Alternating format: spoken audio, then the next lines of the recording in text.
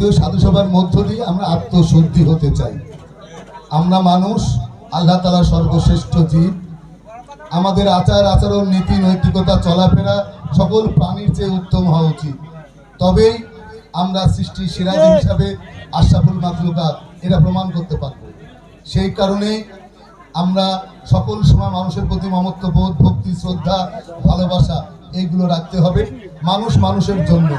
আমরা রাজনীতি করলেও আমরা এই আদর্শকে বুকে ধারণ করে, লালন করে আমি একটা সংগঠন করতে পারি।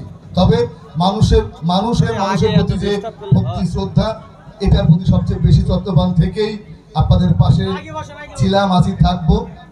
সেই কারণেই আজকের আয়োজকদের ধন্যবাদ জানাই, কৃতজ্ঞতা জানাই, অভিনন্দন জানাই। আমার মতো ক্ষুদ্র একজন মানুষকে এখানে দাওয়াত করে এই মহতী অনুষ্ঠানে এরকম গুণী মানুষদের সামনে দুটি কথা বলার সুযোগ দেওয়ার জন্য আমি আয়োজকদের আবারও অভিনন্দন জানিয়ে